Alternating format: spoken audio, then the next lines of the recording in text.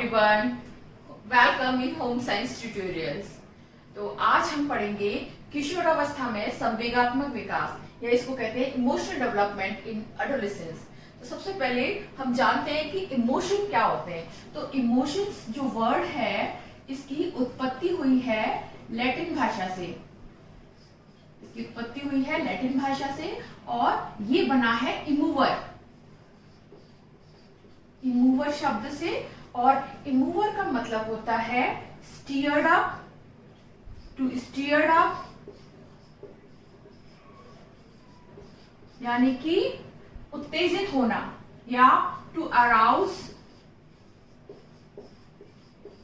इसका मतलब होता है भड़क उठना या टू एक्साइटेड, उत्तेजित होना। यानी कि इमोशंस शरीर की वह स्थिति है जब शरीर एक्साइटेड हो जाता है और व्यक्ति की भारी फिजिकल जो कंडीशंस हैं, यानी कि बाहर शारीरिक परिवर्तन होते हैं, जैसे कि व्यक्ति के गैस्चर्स, जो चेहरे के हाव भाव है, इनमें परिवर्तन आता है। गुस्से से आंखें लाल हो जाती है, बाहर की तरफ निकल आती है, शरीर फड़फड़ाने लगता है। तो ये होते हैं change in external physical condition. Second stage होती है कि केवल एक्सटर्नल कंडीशंस में ही चेंज नहीं होते बल्कि बॉडी के इंटरनल कंडीशंस में भी चेंज होते हैं। इंटरनल कंडीशंस में जैसे कि सांस तेज चलने लगती है, पल्स रेट बहुत ज्यादा हो जाती है, हार्ट बीट तेज हो जाती है और जो हमारे हार्मोन्स हैं उनकी क्रियाओं में भी परिवर्तन आता है। तो इस तरह से हमने देखा कि संवेग क्या है, शरीर की एक्साइटमेंट वाली स्थिति है, जबकि शरीर की फिजिकल एक्सटर्नल और इंटरनल कंडीशंस में चेंज आता है। अब आते हैं हम मेन टॉपिक की तरफ कि इमोशनल डेवलपमेंट क्या है। तो किशोरों के इमोशंस यदि हम देखें तो तीव्र होते हैं। तीव्र यानी कि बहुत जल्दी उनको गुस्सा भी आता है, बहुत जल्दी खुश भी हो जाते हैं, अस्थिर होते हैं।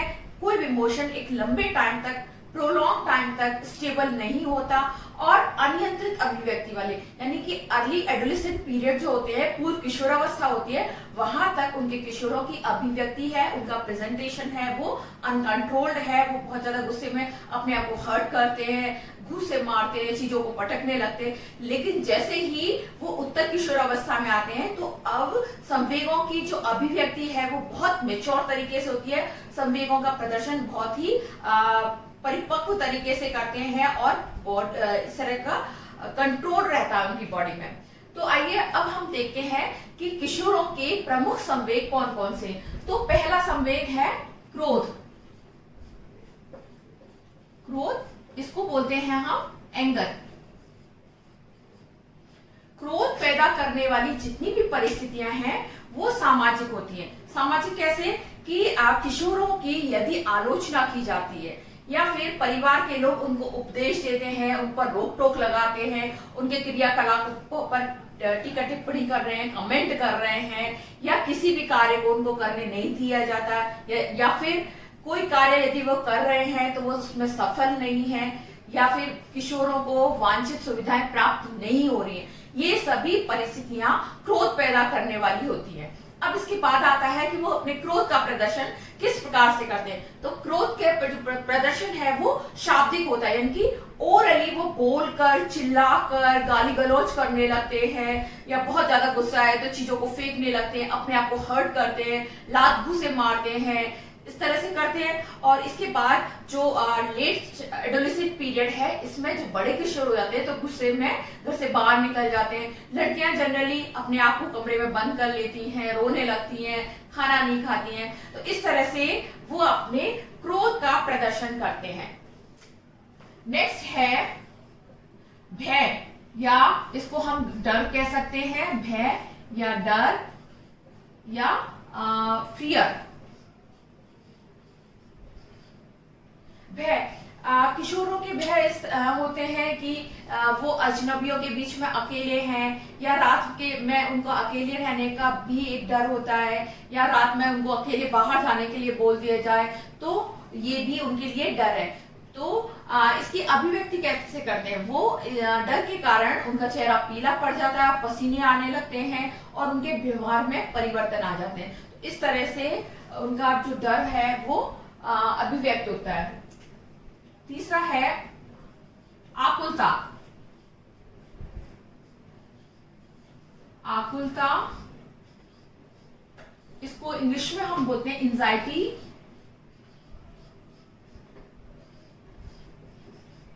आकुलता।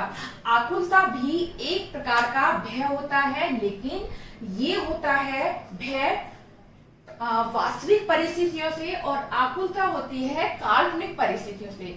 जो परिस्थितियां नहीं है लेकिन उनके बारे में वो पहले से ही सोचकर डरने लगते हैं। जैसे कि रिजल्ट आने से पहले जो डर होता है वो आकुलता आएगी, या खेल प्रतियोगिताओं में अच्छा प्रदर्शन करने की आकुलता होती है, या फिर स्टेज पर जाकर अगर बच्चों को स्पीच देनी है, भाषण देना है, तो उसमें भी एक प्रकार का डर होता है, वह भी कहलाता है आकुलता। यानी कि काल्पनिक चीजों को, परिस्थितियों को देखकर, सोचकर, उनके बारे में सोचकर जो डर होता है वो कहलाती है आकुलता। यदि मैं बात करूं तो जो बड़े किशोर होते हैं, यानी कि 16-17 साल के बाद वाले जो किशोर होते हैं, वो अपनी प्रतिष्ठा को लेकर, अपनी पॉपुलैरिटी को लेकर, अपनी लोकप्रियता को लेकर, प्रतिष्ठा को लेकर, अपने मित्रों को लेकर बहुत ज्यादा आकुल रहते हैं कि कहीं वो उनको छोड़कर ना चले जाए। वो उनको छोड़कर चले जाएंगे तो वो क्या करेंगे। तो इस तरह से ये आकुलता संवेग होता है। इसके बाद नेक्स्ट संवेग है ईर्ष्या। ईर्ष्या, इसको इंग्लिश में हम कहते हैं ज्वेलस।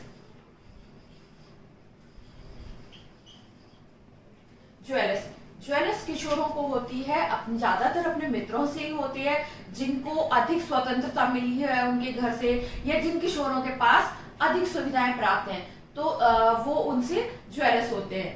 तो इसकी प्रदर्शन होता है कि शाब्दिक अनुक्रिया होती है। वो अपने दोस्तों का मजाक उड़ाते हैं, उनकी चीजों को बहुत लोअर क्वालिटी की, हीन दिखाने की कोशिश करते हैं।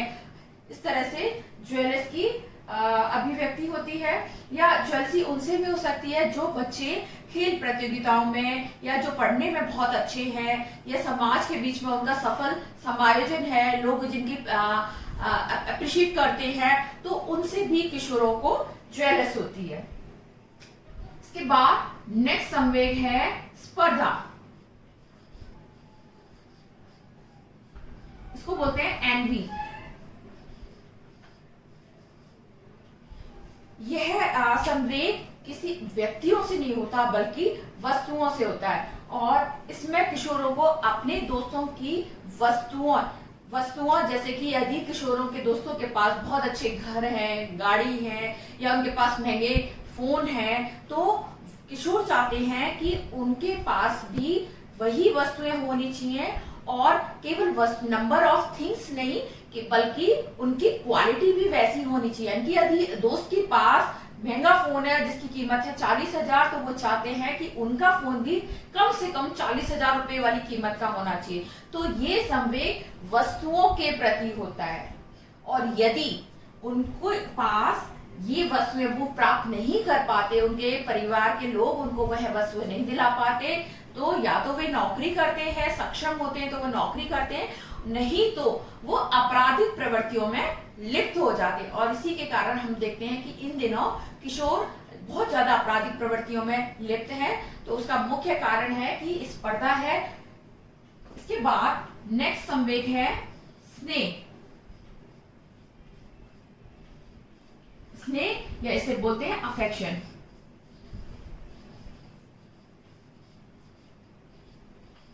किशोरों का स्नेह उन लोगों के साथ होता है जिनसे उनके सुखद संबंध है, और वो या फिर उन लोगों के साथ जिनके साथ वो रहकर अपने आप को सुरक्षित महसूस करते हैं, प्रोटेक्शन महसूस करते हैं, या जिनकी कंपनी में रहना, बातें करना उनको अच्छा लगता है। तो बड़े किशोरों का स्नेह ज्यादातर अपने विषम लिंगियों से होता है, अपने गर्लफ्रेंड बॉयफ्रेंड के साथ होता है, उनके साथ वो रहना पसंद करते हैं, बात करना पसंद करते हैं, और उनकी बातों को वो एकाग्रचित्त होकर सुनते हैं। इसका प्रदर्शन करते हैं कि उनकी उपस्थिति में वो मुस्कुराते रहते हैं।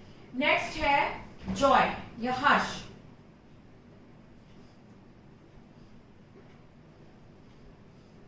हर्ष से बोलते हैं जॉय।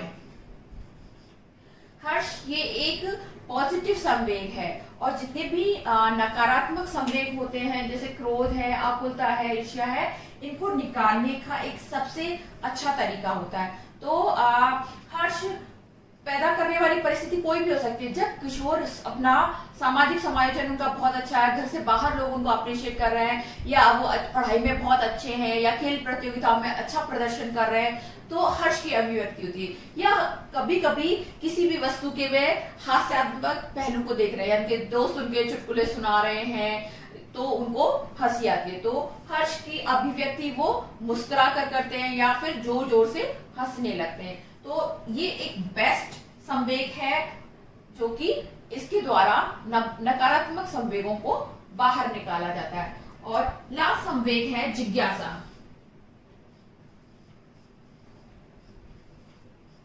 जिज्ञासा इसको बोलते हैं क्यूरियोसिटी।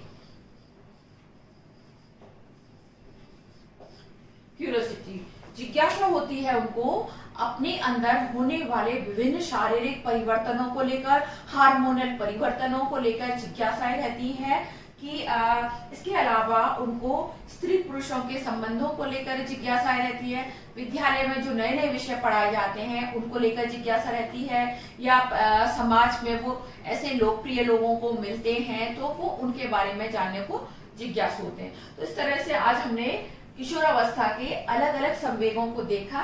यदि आपको ये वीडियो अच्छा लगता है, नॉलेजेबल लगता है, तो आप इस वीडियो को लाइक करें, शेयर करें, सब्सक्राइब करें। धन्यवाद। Thank you.